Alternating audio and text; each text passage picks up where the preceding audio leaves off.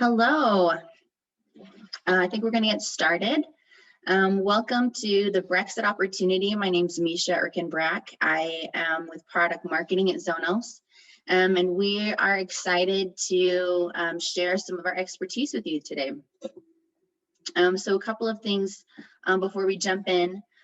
We'd ask that you submit all questions via the chat. We're not going to answer them during the webinar. We're going to collect all the questions and hold them until the end. And then if your question is really specific or doesn't get answered, please email us at brexit@zonos.com, and we'll repeat that at the end. But you can submit any questions that you have there. We're going to have a quick introduction. We'll talk about the Brexit opportunity with James. Aaron will talk about some of the finer points around the UK VAT legislation. We'll have a quick tidbit around Brexit for Brits, and then we'll talk about Zonos solutions. So our experts today are two gentlemen who are as gregarious and down to earth as they are knowledgeable. The first is James Marley. He is an expert in cross-border and Brexit. Before joining Zonos, he actually spent the last 5 years helping companies navigate Brexit. So we're excited to have him today. And then Aaron is an expert in trade data and global shipping. So James, take it away. Oh, James, you are on mute. We are off to a cracking start. So listen, for all those that are doing Zoom bingo, you got your first one. Yeah. So hi everybody, I'm James. I look after global partnerships with Zonos, and this kind of presentation stemmed out of basically the past 5 years of working with retailers in the UK, where Brexit was seen as kind of a negative and a difficult thing to navigate. And so I've spent the past 4 or 5 years really trying to discuss the Brexit opportunity with retailers. So why is it called the Brexit opportunity? Well, firstly, this is it's an apolitical statement. We're not talking about Brexiteer or Remainer. Politics has no place here at all. It comes down to a very simple fact that in the midst of chaos, there is opportunity. And we want to go through that kind of chaos and give you the context of what's going on right now, and then, shine a light on the opportunity. I think a lot of people recognize the opportunity, but they don't necessarily have all of the right tools when it comes to Brexit. And so Zonos is the world's leading cross-border technology company, and we want to kind of show you what we know about Brexit, so that you can then understand, why we have these tools available and how you can perhaps use them for your business. So we're actually doing through this presentation, I'm doing an Iron Man swipe to move slides. Can we swipe? Does it work? Oh no, swipe back. We're good. Okay, so e-com chaos for your competition. So I pulled these articles together because they're just kind of, it gives you a taste of what's going on in the UK right now. So let's have a look at that top one. EU crisis as 1/3 of UK shoppers stop buying EU exports since Brexit. This is what we're seeing in the news in the UK right now. And so, the kind of the traditional approach is, gosh, this is terrible, where what I'm trying to say is, well, if 1/3 of UK shoppers have stopped buying EU exports, where are they now shopping? How do I get that 1/3 onto my site? Let's have another look at another article. British shoppers have been hit with unexpectedly high fees on products from the EU after Brexit. So, when I look at that, I'm thinking, well, if everybody has the same fees that they're including in those products, then how can I build those fees into my offer architecture so that my value proposition is better than my competitors? So I can have that advantage over my competition. And then my favorite, it doesn't have a huge bearing, but I threw it in because I thought it was quite funny.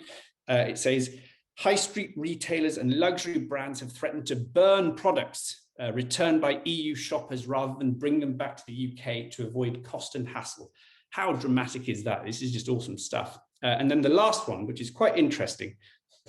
John Lewis has scrapped overseas deliveries as retailers warn of Brexit trade deal confusion. So to me, this is awesome because that's the 69th biggest website in the UK. Let me reiterate, that's the 69th biggest website in the UK, not e-com store, website. They have 44 million users per month, 5% of which are actually international. That's 2.64 million international hits per month. If you work that out at about a 3% conversion rate, that's potentially 80,000 transactions that they've just switched off per month. So, you know, when I look at that, I'm thinking, well, where are those 80,000 transactions now going? How can I get those onto my customer sites? Again, in the midst of chaos, there is real opportunity. So there are really three options for handling the Brexit chaos and the new tax requirements in the UK. You can do it well, by which I mean, you know, you can use Zonos tools and our expertise, and we can really help you optimize your website for that international conversion. You can do it badly. And when I say badly, I mean, you just carry on as you were doing it before. So from the UK, you can just carry on sending shipments out, and then you get the driver standing there, you know, with a shipment in one hand, and in the other hand, he's saying, right, now you owe me 40 euros for duties, taxes, and customs clearance, which is going to create a negative experience for your customers. And always remember, 33% of customers, if they have a negative experience, they're never going to come back to your brand ever again. You probably won't even hear about it. They'll just walk away. So that's going to have a direct impact on your lifetime customer value. So fortunately, and the third option, so you can do it well, you can do it badly, or you don't do it at all. You take the John Lewis approach where you just switch off all international. And we'll go into a little bit more about that one later. So fortunately for you, the majority of retailers are either doing it badly or not doing it at all. So that's the chaos that we've kind of gone through. Now let's shine a bit of a light on the opportunity. There's the cool swipe thing. Got that from Iron Man. So e-com, so what I've done here is, I'm just going to have a quick water. I found out which the biggest e-commerce markets in the world were, because I'm not sure that a lot of people really know or have an understanding of you know, where this e-com growth is all coming from. So, you know, the top country in the world right now is China, $672 billion a year. 15.9% of all retail sales are actually now online in China. In the US, 340 billion a year, 7.5% of retail sales are actually now online. And then look at that, the UK is the third biggest online market in the world right now. 14.5% of all retail sales are online. And then you've got Germany and France in fifth and sixth position. But then look at some of those others as well. You've got South Korea, you've got Canada, you've got Russia and Brazil. These are huge emerging markets that have huge spending power. You know, is your website optimized for those countries as well? And that's something we can discuss. So e-com was growing incredibly rapidly, and then COVID hit and it just took off. So physical retail to e-com grew in 1 year what would ordinarily have taken about 5 years. And to give you an idea, in 2019, there were only 2 days where, outside of the holidays, global revenue hit over $2 billion a day. By August last year, there had already been 130 days where global e-commerce revenue was over $2 billion a day. So we're seeing, you know, I hate the word unprecedented because it's been used too much at the moment, but it is unprecedented. These volumes we're seeing are incredible. So where's that growth coming from? Well, it's coming from new users in a lot of cases. If you look at the over 65s, for example, there's been 12.5% growth in over 65s, which is incredible. So global e-com retail is expected to top about 4.8 trillion in 2021. And by 2023, it's going to hit 6.5 trillion. So we're going to continue to see that growth despite COVID, despite Brexit, despite, you know, talks of recession and everything that's going on. And so let's bring it now back to Brexit, because these the supply chain disruptions that we've seen as a result of Brexit and COVID have meant that consumers are placing availability and convenience above brand loyalty. So new behaviors are now meaning that it's time to go after your competitors' customers, because they're looking for that convenience and availability over, you know, traditional alliances to brands. Before Brexit, the UK and EU operated as a single domestic market, which meant, you know, I could sit in the UK and I could send a shipment to one of my customers in Hanover, and all I'm paying is the shipping fees effectively. Now we have customs clearance between the UK and Hanover. So it's a total change in the way we've done things. And a lot of the people in this industry right now have never experienced this before. They've never had to deal with customs clearances. So the EU and the UK have split up, they've divorced, which means consumers are now looking for a new home because they've had to deal with this complication. If they're not looking for a new home, they're definitely looking for retailers who've removed the hassle of buying internationally. So retailers who've never really had to deal with customs processes are now finding that they have a load of responsibility. You know, they have more things that they need to be doing. And we'll talk about some of those things that, you know, retailers need to take responsibility for from now on. So, and to give you kind of an idea of where we're coming from Zonos's perspective.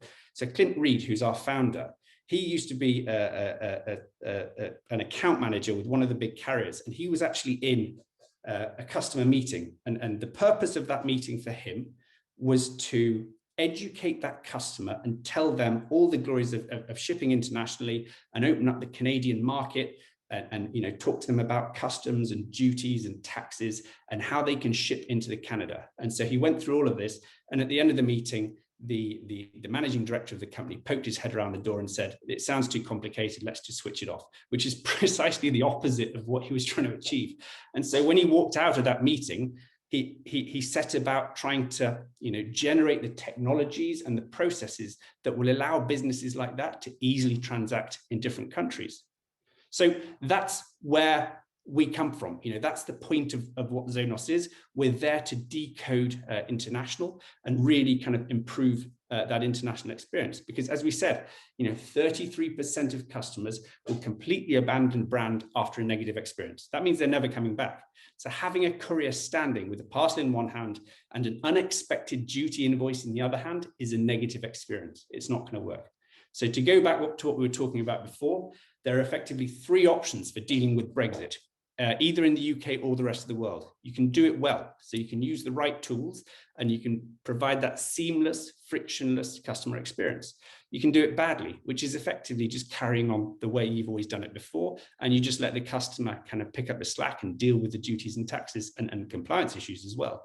Or you don't do it at all. You switch off all international, and you potentially, you know, stopping yourself having, you know, those 80,000 transactions that we were doing discussing before. And as we said, the majority are either doing it badly, which means if you're listening to this, you're already a step ahead of the competition because you're open to the idea of using those tools and finding a way to really kind of make that process easier for your customers. So right now we're going to go to Aaron, who's going to discuss Brexit and the new VAT rules from a US perspective, after which I'll discuss how you can handle Brexit well from a UK perspective and how that might also be of interest to US retailers and rest of world retailers as well. So, fantastic. Thank you, James. You know, when I first heard the term Brexit, you know, when this all got signed into legislation and it was going to happen, everyone decided, hey, Brexit's going to happen. The votes came in. I thought that's a catchy term. I like it. I'm sitting here in America thinking, great, that's going to be pretty disruptive and interesting to see how they transition over there. I'm just going to sit over here with my bowl of popcorn and I'm going to watch everything unfold and nothing's going to affect me. But I was wrong. There are some things coming out with Brexit that will impact not only shippers here in the US, but really shippers anywhere in the world, including the EU. Anybody that wants to ship cross-border into the UK has some new laws that they need to be aware of. Specifically, there's one that's targeted that I want to give a brief overview of that impacts low-value orders going into the UK. And what do you think that's targeting? It's targeting e-commerce orders going direct to consumers. And I'm not going to go into a lot of great detail here, but we do have a lot of documentation on our website. We've done a previous webinar that goes into more details on this that you're welcome to view. And then on top of that, we've got Q&A. We've got emails that you can send in questions to. We're happy to help. I'm going to kind of do the mad dash through it, quick overview, just kind of get everyone up to speed with it. And then we'll move on to Brexit for Brits, which sounds to me like a breakfast pastry or something of sort. I'm not quite sure. But let's move on here. Is it the Iron Man where he's controlling everything with his fingers, right? So I'm going swipe here. So who does this new UK law affect? Essentially, any goods, if you're shipping an order into the UK that's valued less than 135 pounds, that's not weight, that's British pounds, then you'll need to collect and remit VAT. 135 pounds, for those Americans on the call, ranges between $180, $190, depending on the day and how strong or weak our dollar is. So let's talk a little bit about the why and how this came to be and what's going on. So let me give you a little background of where these laws come from. I think everyone wants to jump on the bandwagon of what the Australians did a couple years back. If we go back, Australia had a law in place where anything under 1,000 Australian dollars could come in duty and tax free. That was a little archaic before the e-commerce boom. Made it so they didn't have to hassle with a bunch of lower value orders and collecting spending a dime in effort to collect a penny in duty and tax, so to speak. So it was for years. I was a shipper before I came here to Zonos, and all I heard for the longest time was they're going to change it. They're going to lower it and start collecting duty and tax on everything. But it never really happened.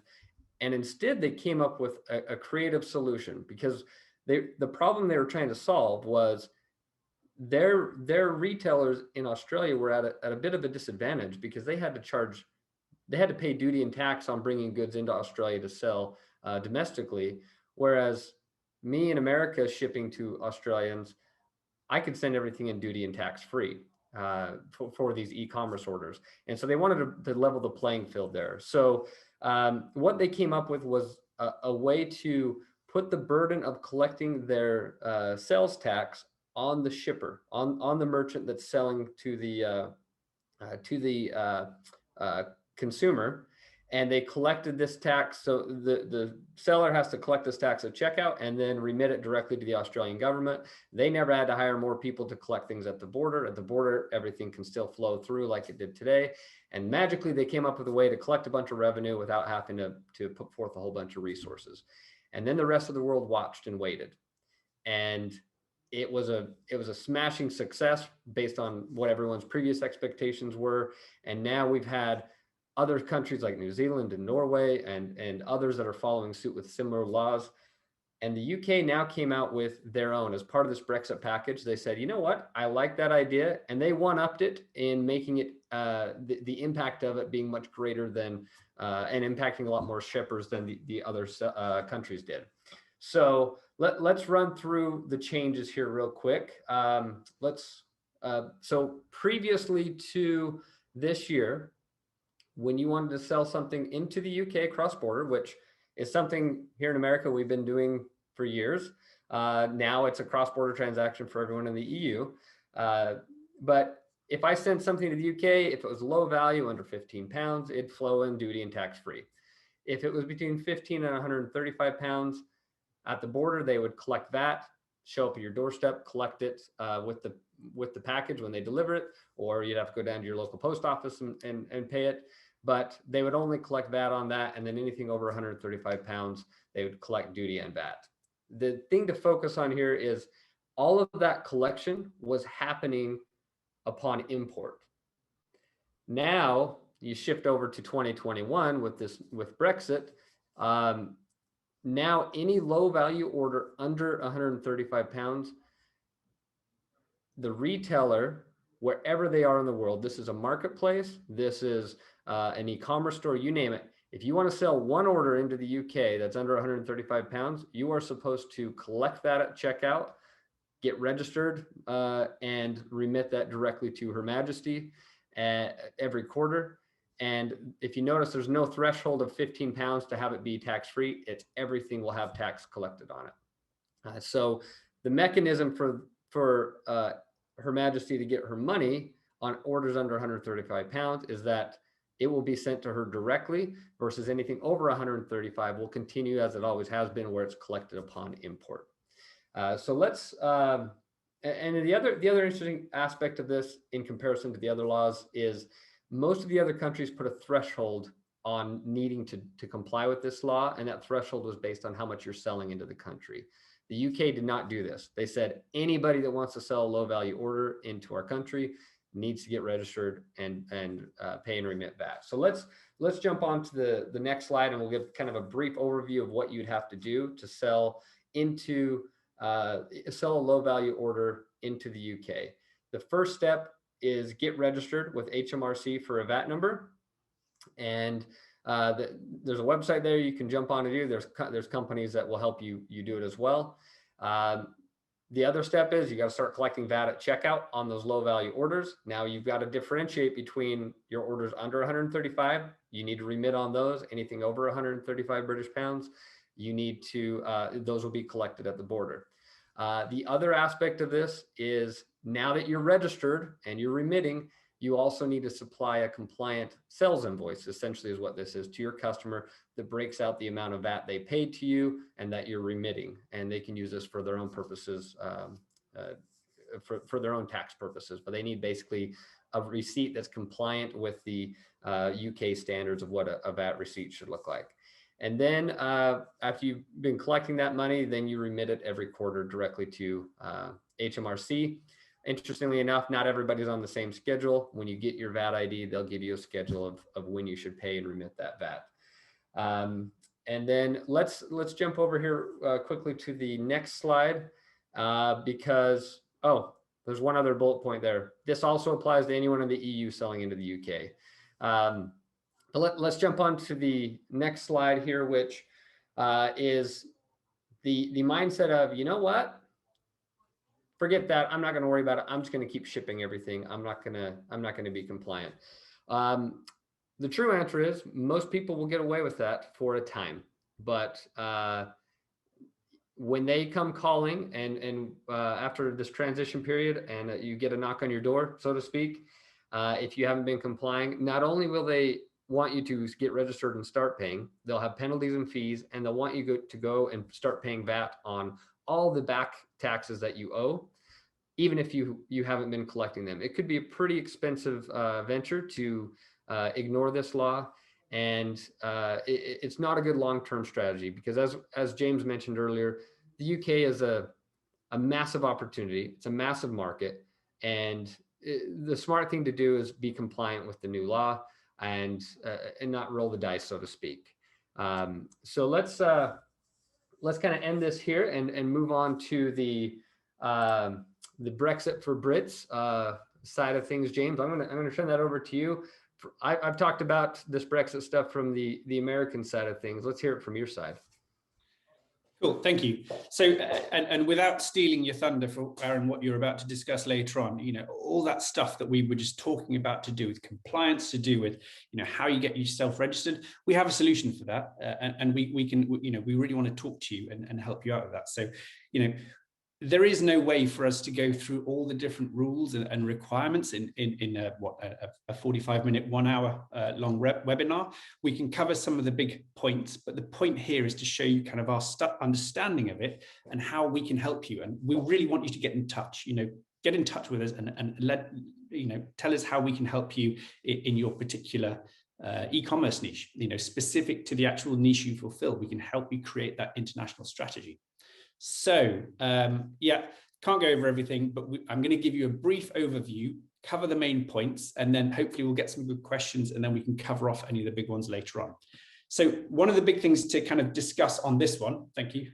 I didn't do my hand signal then, and you did it anyway. Awesome. One of the big things here is, if you're a US retailer, you might think about not paying attention to this. The one thing I want to say is don't, pay attention to what I'm about to say, because I'm now talking about your competition and what they're going through and some of the things that they're having to deal with. Some of these you're going to be dealing with as well. But this is new and novel stuff for UK retailers. And then the other thing I want to say is if you're a UK retailer, effectively, you're now in the same boat as the rest of the world for EU shippers. So, we're not going through anything new here. This is well-established, tried and tested cross-border transactions. You guys just need to do something a little bit different in order to take advantage of that opportunity. So what are the three main changes? So firstly, there is VAT management. Secondly, there is duties. And thirdly, there is customs clearance. So with regards to VAT or value added tax, on any order over 22 euros, the VAT rate for that particular country is applicable. So if I send a shipment from the UK to France or the UK to Germany, I'm paying a different VAT rate in France and Germany. These VAT rates can range from about 17 to 27%, but 20% is the most common. And VAT is paid at the point of entry by the courier, who will then look to charge that VAT to you or your customer, depending on terms. And you know, I mentioned terms there. That's something I'm going to discuss in a minute to give you a little bit more clarity on that. Let's now have a look at the second big change, duty. So duty will not be applied to goods under 150 euros, regardless of origin. And just as an FYI here, because I really want to kind of make this clear, because it isn't the case in the United States, actually. Shipping is part of the value of the goods and must be a line item on that commercial invoice. So if you're creating, you know, a pricing structure or an offer architecture, you need to make sure that you take these facts into consideration, which is again why, you know, get in touch with you and we can offer our expertise for you to develop this international strategy. So these country of origin rules have caught a lot of brands out.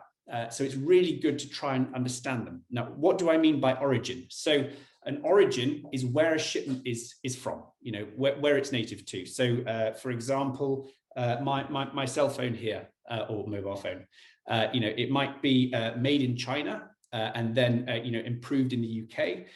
But if more than 50% of the components of this were added to this phone in the UK, then this could be considered a UK origin phone.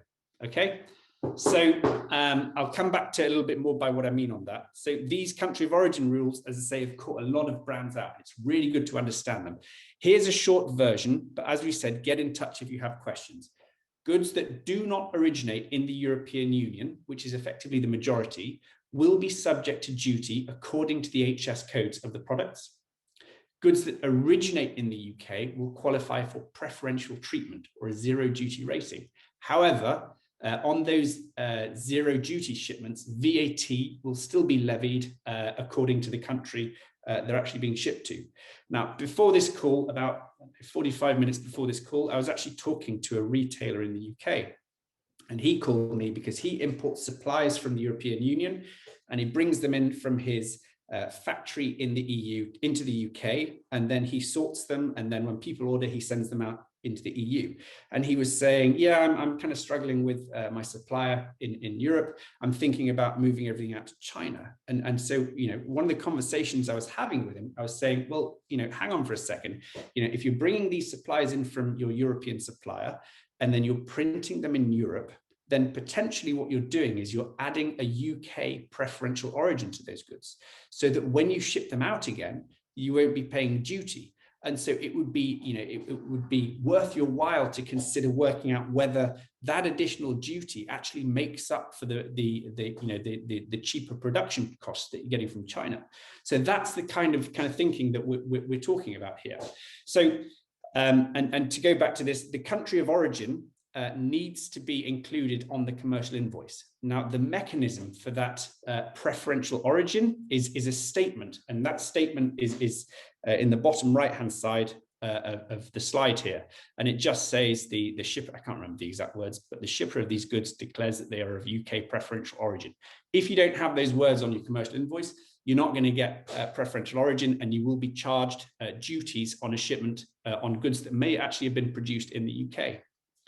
So cool thing here, cool thing with Zonos is if you need help assigning HS codes to your product catalog, please get in touch. We've got a really cool solution for that. And if you've got a massive product catalog, we've actually developed a really cool tool that can assign HS codes to every single product. Country of origin, yeah, we discussed the statement on the commercial invoice. So lastly, customs clearance. So we've done VAT, we've done duties, and now we're discussing customs clearance. All shipments into the European Union are now subject to customs clearance. Okay, doesn't matter on the country of origin, every shipment going from the UK into the European Union is subject to customs clearance. You need to decide whether you're going to have your customers pay those duties and taxes, or you're going to charge them back to yourselves.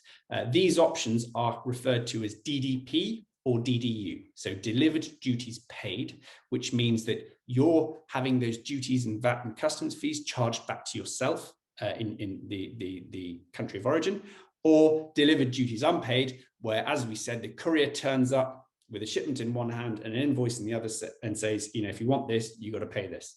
And to give you a bit of a hint, it's much better to go with the delivered duties paid and avoid having customers have to pay those. It's much better to go with delivered duties paid and give customers the chance to pay those duties and taxes at the point of purchase on your site. And a little tip for you guys here, most mail carriers don't actually support DDP into the European Union. And you also should consider your carrier performance, as many have experienced really quite big delays due to a lot of the Brexit and COVID issues recently. Again, if you have any questions about this stuff, please get in touch with us. I'd love to have a conversation and go through that. Finally, as we said, these charges, these customs clearance fees apply to absolutely everything. There's no way of getting around them. And moreover, carriers have now actually introduced a Brexit fee on top of this. So any shipment going from the UK into the European Union or EU into the UK will be getting a Brexit fee, which can oftentimes add, as we said, about 30% on top of the value. So and lastly, on this point here, returns. Returns is a really big one. Get in touch with us and we can talk you through processes to ensure that you're not going to get charged customs fees on any returns from customers who've tried on a pair of shoes or a dress and are sending it back to you. There are really simple processes that you just need to set up with your carriers in order to avoid that from happening. Now, this is the bonus content. So we were having a conversation before we did this. What I'm about to tell you is possibly one of the most boring things on the face of the planet. So we've called it bonus content because it's like a DVD from the early 2000s where you've got the bonus content with something a little bit extra on it. This that I'm about to talk about, it doesn't just apply to UK or European Union. This applies to everybody. Anybody shipping into the European Union, out of the European Union, or sending goods that transit the European Union. This applies to everybody, and it's really important because it will have impacts if you don't do anything about this, okay? It's called the Import Control System 2, and it really is exciting.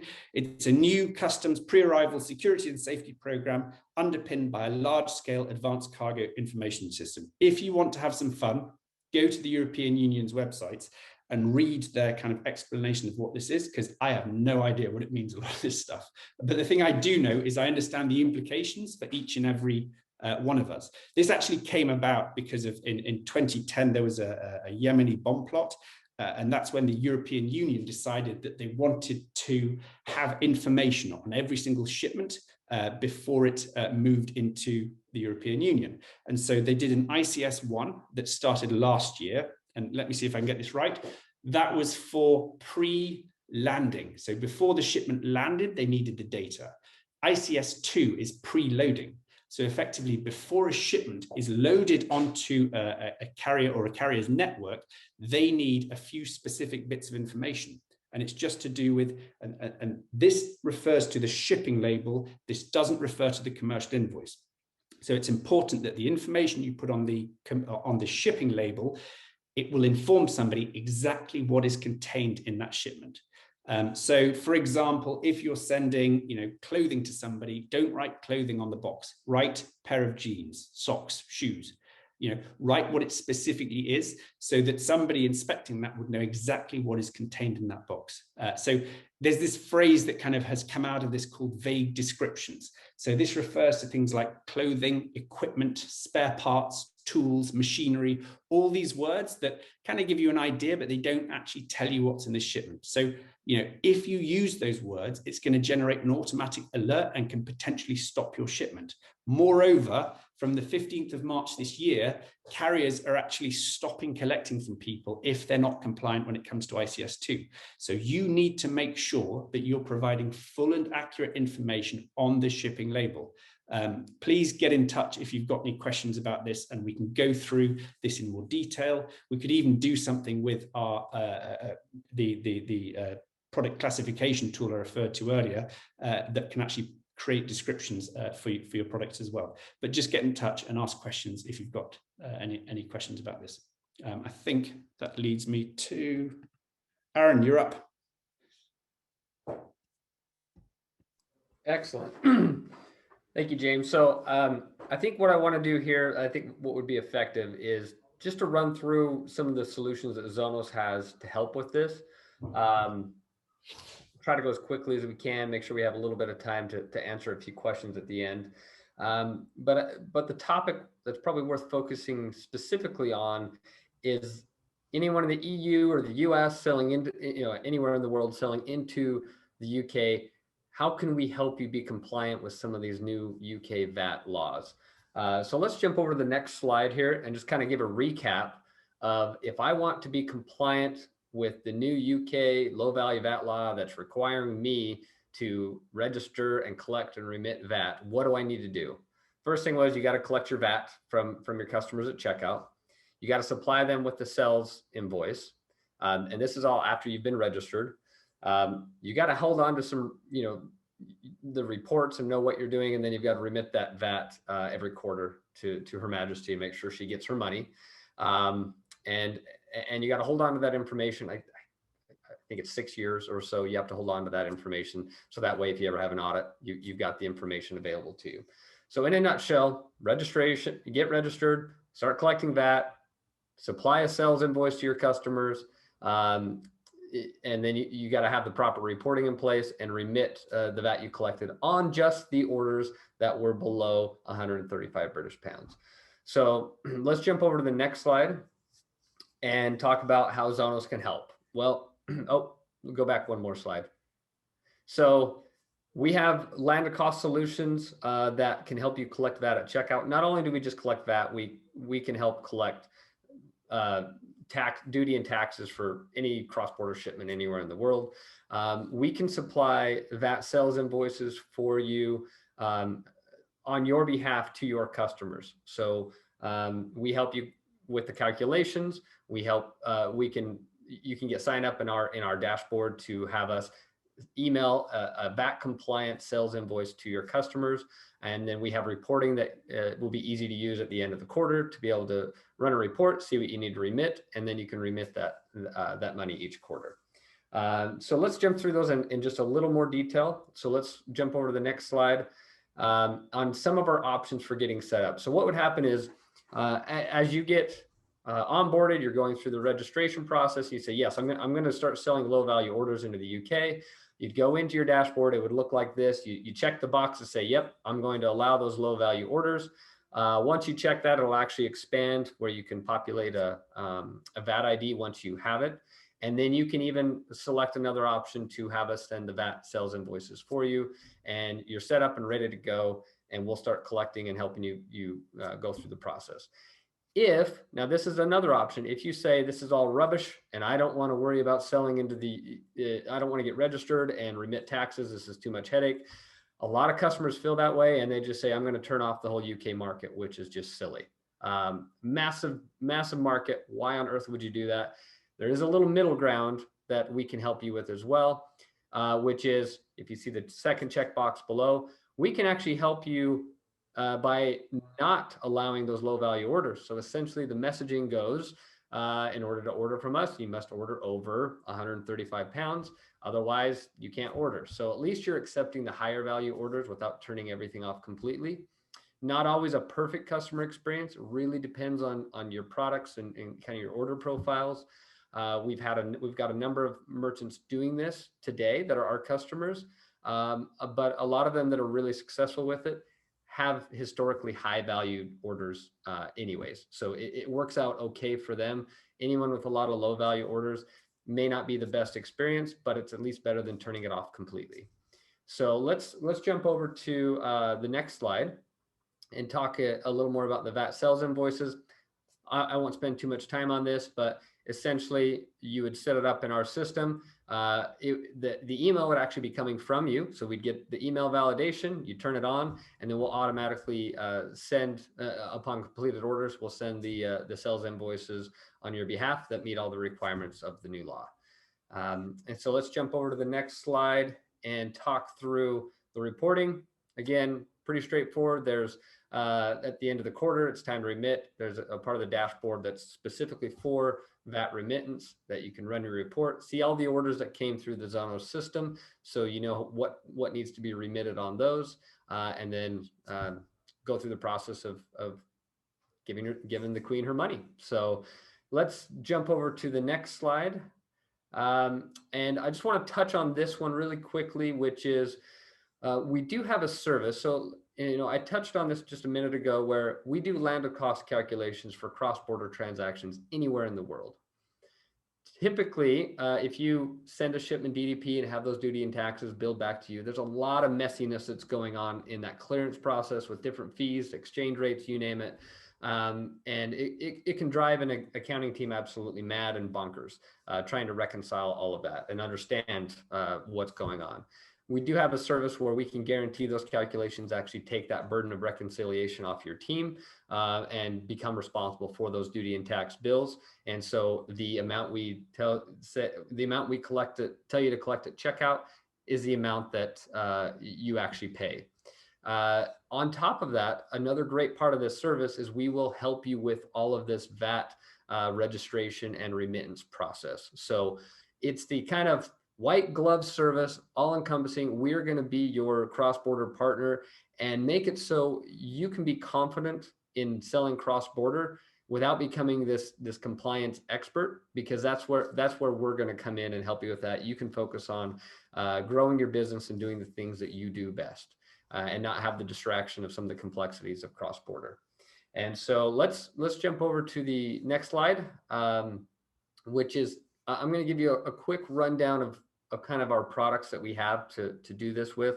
Again, reach out. We can go into more detail. This is kind of the fast and furious way of getting through these, but we do have landed cost, duty and taxes for anywhere in the world. And we have, those are accessible in a number of different ways through APIs and through plugins. Our goal here is to decode cross-border, but it's not just for the big guys. We're here to decode cross-border and make all of this technology accessible for really anybody. And that's where we've got plugins available to offer landed costs for those on Shopify, Magento, BigCommerce, and the list goes on. We've got a number of plugins that are easy to plug and play and get you up and running. But also we have APIs available you can tie into directly and implement the landed cost directly into your checkout. We also have an international checkout solution. This is a flagship product of ours that is completely localized. It's translated, localized address fields. It has landed cost built into it, international payments. The list goes on and on with the features there, where it's a checkout solution that is designed to create a local feel of a transaction for your international shoppers and improve their buying experience. So that's a fantastic product that is a great one to create that seamless experience for your customers that are cross-border. Another product we have is our Zonos Hello. That's a little GeoIP, I call it a widget. When someone comes to your site, it'll welcome them. It recognizes they're coming from the country they're coming from. We'll message them in their language about duty and taxes and do some really great things to set the expectations on what it's like to buy cross-border from your store. And then if you want to do some one-off quotes on your own inside of our dashboard, you can go in and do some one-off landed cost quotes with our quoter tool. And then as James mentioned earlier, we do have some ways to help with HS classification as well. So let's jump over to the next slide. And I wanted to talk to this one really quickly because I'm actually a former Zonos customer. But I thought it might be kind of cheesy if I put my own quote on here, but I can.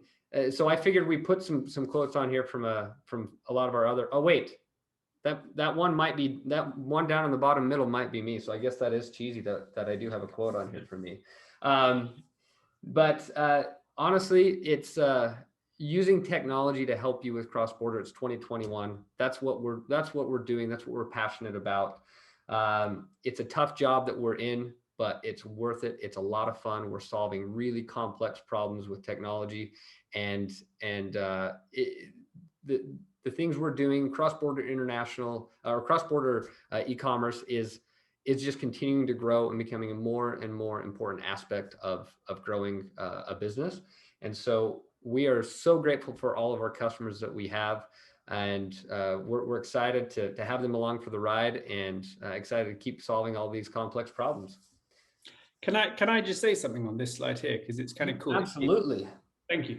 It's cool because it points out, how easy Zonos makes things for people. It reduces the problem, it decodes these complexities, and really kind of improves the process and makes things like reconciliation more possible. I don't know if you've ever actually tried to break down a duty invoice that you get from a carrier, but they actually even use their own internal foreign exchange rate. So it's nigh on impossible to do it and actually allocate those.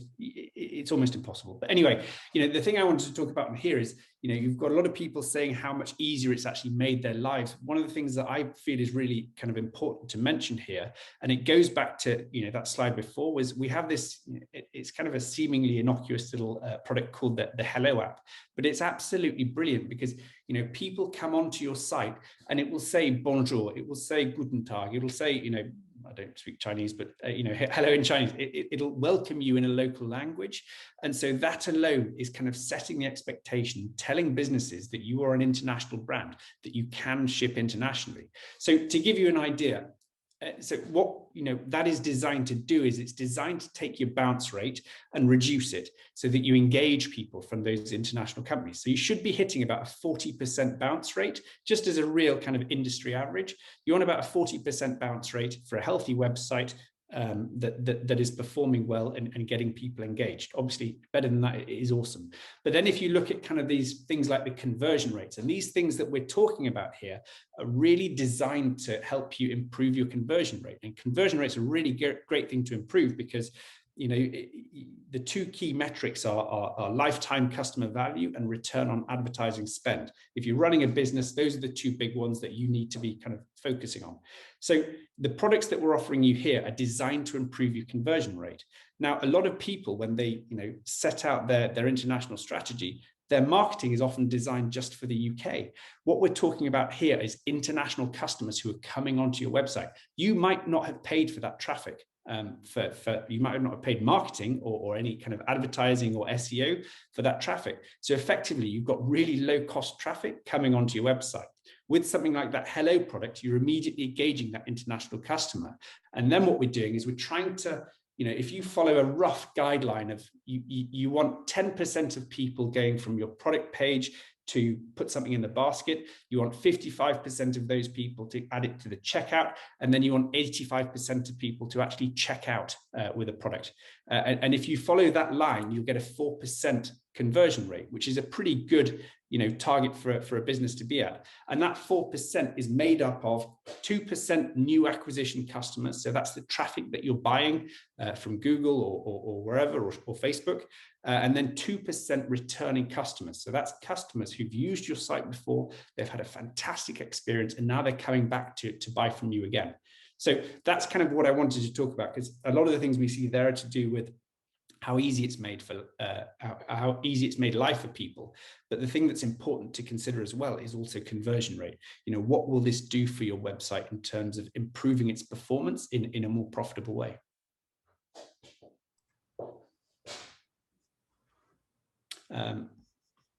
Sorry, I kind of interrupted you halfway through there. No, that's absolutely great. Cool. Perfect. Well, thank you both. We've got some questions teed up. The first says, do you have step-by-step instructions on what shippers need to do that you can also send out with the presentation? So we're talking specifically for the UK VAT legislation. Is that what we're referring to? I think so. That's where we do have a guide in our docs that goes through that in pretty good detail. That would be a great place to start. Right, and we will send out a follow-up email that has a link to not only the recording of this presentation, but some of that documentation, so we can make sure that that's included. The second question is, what are the consequences of not remitting VAT to HMRC? So, do you want me to take that one? I can say you don't want to find out. How does that sound? This is one of those tricky things where you're going to get away with it for a while because it's absolute chaos right now. And this transition period's been messy and lot of last minute things. And you might have this false sense of security in feeling like you're good. This is a good way to go. But things are going to come back to bite you eventually if that's the path you go down. And it could be a very, very expensive venture if you don't remit that VAT and collect it. Because not only will they come and claw back taxes back to January 1st, 2021, but they will also throw in penalties, and it could be very disruptive for you selling into the UK. And you could potentially risk losing a lot of money, but also a massive market that has a lot of good customers in it. So I wouldn't recommend that. If you're worried about that, I would recommend the route of not allowing low value orders. If you just absolutely are set on not registering and remitting and not worrying with that, go with not allowing low value orders, at least allow the high value orders. And then you avoid some of that, but you're still at least selling into that market. You'd be running a business with a ticking time bomb if you don't do this, and that's not a healthy way to do anything, I don't think. Well, and if you're going to get back charged plus fees, you're going to end up paying it anyway, right? Yeah. Okay, next question. We are in the US. Our checkout cart requires all international customers to be responsible for VAT, customs, and other similar fees. Are you saying now that we are required to collect and not push that responsibility to our customers? Short answer, yes. That's exactly what's happening. You know, that mindset of, hey, they're the customers, they're buying it, they're bringing it into their country, that still works in some cases, but that's the paradigm that's changing. Well, and that's what started changing with Australia and then New Zealand and then Norway, and the list kind of goes on and on. And now it's the UK. Now the UK, they put it in to where it's like everybody has to, if you want the privilege of selling to James Marley in the UK from the US or from the EU for that matter, and you want to sell him a 100-pound pair of pants, you have to register and remit that directly to Her Majesty. That's the expectation. Otherwise, you can't sell those low value orders into the UK. That's kind of the nuts and bolts of the new law. Would you say that's taxation without representation? You put whatever name on it you want, James. Throw your tea in the harbor and pay your fees. Right? That's where we're at. So this is a follow-up question, and this is from Jennifer Gray. If we are still able to require our customers to handle VAT, do we have to provide the compliant invoice anyway? Okay, let's say that one again. If we're still able to require our customers to handle that, which based on the previous question, you can't put low value orders, you can't push off to customers. It's something that retailers are now responsible for. And then she's asking, do we always have to, I guess, provide a compliant invoice? So let me answer that first off with one thought. If I don't actually answer this the right way, email us and we can talk through this and make sure we understand the context of the question. But on orders under 135 pounds, you absolutely have to supply a compliant sales invoice. There are some exceptions to that, like if it's going to another business and you validate that it's another business and you get their VAT ID, you can shift the burden to them. That's not very common, especially on those low value orders, but there are a couple things like that. But typically, if you're selling to consumers into the UK, and their orders under 135 pounds, you need to register remit, and part of that process is the sales invoice as well. Okay. Can I pick a question out? Because there's a really good question in here that I wanted to have a go at. So Anthony Cirillo has asked, is there an increased need to have proper contact information for this new process for standard postal packages? Well, that is a really good question, and I kind of wish I'd put that in some of my slides, so thank you so much for bringing that up. Contact information is so important when you're shipping internationally. Anything you can do to capture mobile phone numbers at the point of purchase is essential, because effectively, if a shipment is going into a country and the customs or duties need to contact your customer in order to clear that shipment, they need a way to do it. They can't just kind of go up and bang on the door and ask for the information. They'll usually assign somebody to make calls and get that information before the shipment can go out to be delivered. So it is so important to get proper contact information on any international shipment that you're sending out. Moreover, it's great because if you're capturing mobile phone information, then you can also use a lot of the text messaging services that these big carriers have. And these text messaging services will allow, they'll kind of tell your customers that the shipment's on the way, give them different options for delivery, let them know where they can, pick it up from a service center, all these different options that are available these days. That's a really important thing to have, is to get the contact information on all the international ships that you send out. Great point. The next question is from Annette Pringle, and she's asked, we are a Zonos customer registered in the UK. We are a startup.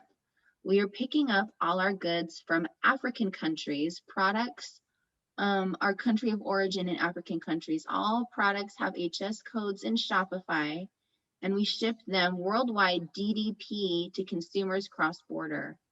What is our process in terms of invoicing? How do we need to set up the product pricing in Shopify? Must we collect taxes in product Shopify setup or no? Okay, so I think we're talking about this is very specific to Shopify. If you're using our landed cost app that's in Shopify, that is designed specifically for a cross-border transaction, which sounds like what we're talking about here. Whereas those settings in Shopify are specifically for domestic taxes, where I'm in the US, so I'm going to sign up my US sales tax stuff in there. So with that being said, use Shopify for selling within the UK, but when you're selling outside the UK, do not use those settings. Use Zonos to calculate all the cross-border duty, taxes, and fees for anywhere you're shipping in the world. Okay. Let's see, the next question is from Jordan Russell, and it says, if a customer ships DDU to the UK, does this all still apply, or does all ownership of paying VAT fall to the receiver? Well, what's the value of the order? That's the real question now, is if it's over 135 pounds, you can continue with the DDU model. If it's under 135 British pounds, you can't. You can send it DDU, it'll go through, duty and tax won't be collected at the border, because they're expecting you to remit that tax. And that's where you're on that ticking time bomb. If you aren't doing that registration or remittance on those low value orders, then you can run into problems. So that DDU, I'm going to push all responsibility off to someone else, doesn't work now in all cases. One of them being for the UK, any order under 135 British pounds. It's also not a great customer experience, right? Correct. Question, may I jump on two questions that have come up that I see?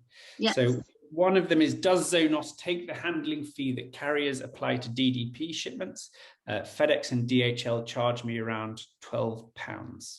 So this is a really good one. Get in touch with us, because this is where we can probably offer you quite a lot of value. Yeah, get in contact with us and we can discuss kind of what we can do around this in order to help you out there. Because there are a few different options for the way of handling that. Yeah, James, and I think that's worth touching on. When we're talking landed cost here at Zonos, we really mean landed cost. We're not just talking duty and tax. And part of that landed cost is carrier fees and your specific carrier fees that you have with your services we build into our landed cost calculations. Mm. And there was a question above that. It says, our company is located in the United States and we send products to the United Kingdom. Do we need to register for VAT and an AORI or just one? Now, my understanding, and Aaron, tell me if I'm wrong, is that that customer just needs the VAT, and AORI is specific to European and UK businesses. Is that right? Yeah, and on a business to consumer shipment, and I always call it an EORI number, which is completely blasphemous after talking to you and other people over there, that the AORI number. But yes, that's for a B2C shipment. Typically, you would not need that number. When you start getting into commercial movements and things, that's when things get a little different. But just a VAT ID would be all you'd need for a business to consumer move. Okay, well, we still have several questions that haven't been answered, and so we'll continue to try and answer those questions, maybe in like a follow-up document that we can send out with the webinar. But again, if you have a specific question that you'd like us to answer, email us at Brexit@Zonos, ZONOS.com, and we will give you we'll respond and respond to your question specifically. Thank you so much for your time today. We really hope that this was helpful. And if you have any other questions or comments or suggestions or things that you'd like to see from us in the future, you can also email us at Brexit@Zonos.com and sign up for our newsletter, which also will keep you in the know with our upcoming webinars. We'll be doing the same type of content in the next couple of months for the same changes that are coming to the EU. So thanks again and stay tuned. Bye. Thank you very much. Goodbye.